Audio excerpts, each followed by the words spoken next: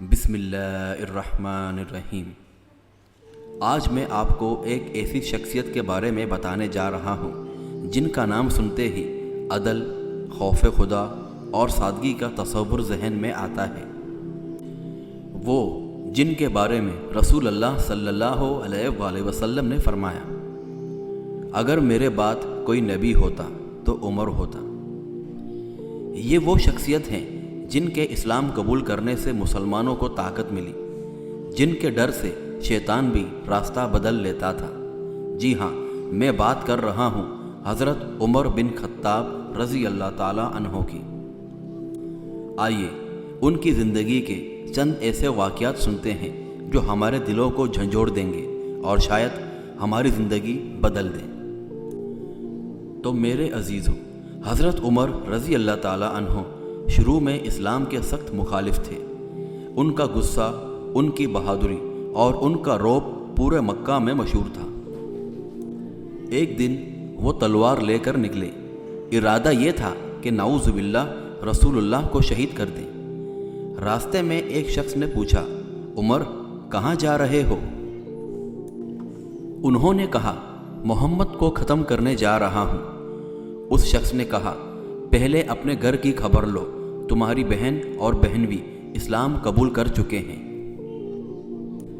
یہ سن کر حضرت عمر رضی اللہ تعالیٰ عنہ غصے میں اپنے بہن کے گھر پہنچے۔ وہاں قرآن کی تلاوت ہو رہی تھی۔ جب انہوں نے سورہ طٰہٰ کی یہ آیت سنی، بے شک میں بھی اللہ ہوں، میرے سوا کوئی معبود نہیں، بس میری عبادت کرو، یہ الفاظ دل میں اتر گئے۔ ان کا دل بدل گیا، آنکھوں سے آنسو جاری ہو گئے، اور پھر وہی عمر جو قتل کرنے نکلے تھے دار ارقم پہنچے اور عرض کیا، یا رسول اللہ، میں اسلام قبول کرنا چاہتا ہوں۔ سب نے تکبیر بلند کی، اللہ اکبر۔ اب آتے ہیں اس مشہور واقعے کی طرف۔ یہ وہ زمانہ تھا جب حضرت عمر رضی اللہ تعالیٰ عنہ مسلمانوں کے خلیفہ تھے۔ اسلامی ریاست بہت وسیع ہو چکی تھی، لیکن ان کی زندگی سادہ ترین تھی۔ ایک رات وہ مدینہ کی گلیوں میں گشت کر رہے تھے۔ یہ ان کا معمول تھا۔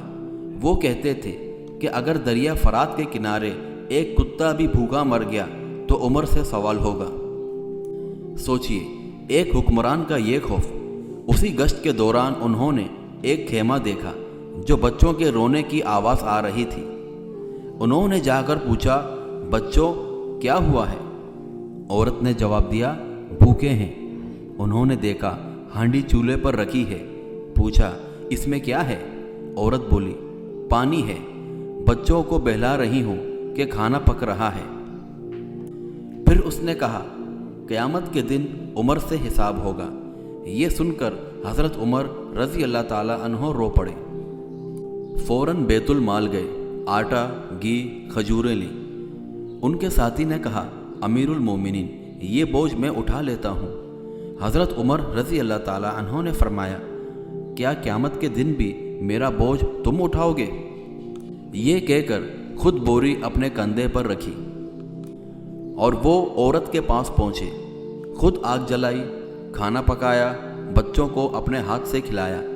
پھر کچھ فاصلے پر بیٹھ گئے اور بچوں کو ہنستے ہوئے دیکھتے رہے۔ فرمایا، جب تک میں ان کو ہنستا نہ دیکھ لوں واپس نہیں جاؤں گا۔ میرے بھائیوں، یہ ہے حکمرانی، یہ ہے خوف خدا، اور یہ ہے عدل۔ جیسا کہ سورہ النحل میں اللہ تعالیٰ فرماتا ہے، بے شک اللہ عدل اور احسان کا حکم دیتا ہے۔ اور حضرت عمر رضی اللہ تعالیٰ عنہ اس آیت کی عملی تصویر تھے۔ سورہ ماؤن میں اللہ تعالیٰ فرماتا ہے، کیا تم نے اسے دیکھا جو دین کو جھٹلاتا ہے؟ وہی ہے جو یتیم کو دھکے دیتا ہے اور مسکین کو کھانا دینے کی ترغیب نہیں دیتا۔ یہ آیت ہمیں بتاتی ہے کہ دین صرف نماز اور روزے کا نام نہیں، بلکہ بھوکے کو کھانا کھلانا بھی دین ہے۔ ایک مرتبہ ایک یہودی شخص نے حضرت عمر رضی اللہ تعالیٰ عنہ سے شکایت کی کہ گورنر نے اس کے ساتھ زیادتی کی ہے۔ حضرت عمر رضی اللہ تعالیٰ عنہ نے فوراً گورنر کو بلایا اور تحقیق کی، اور اگر قصور ثابت ہوا تو سزا دی۔ انہوں نے فرمایا، تم نے کب سے لوگوں کو غلام بنا لیا جب کہ ان کی ماؤں نے انہیں آزاد جنا تھا؟ سوچئے، ایک غیر مسلم کو بھی انصاف ملا۔ میرے سامعین، آج ہم اپنی زندگیوں کو دیکھیں۔ کیا ہم اپنے پڑوسیوں کا حال جانتے ہیں؟ کیا ہم اپنے محلے کے غریبوں کو پہچانتے ہیں؟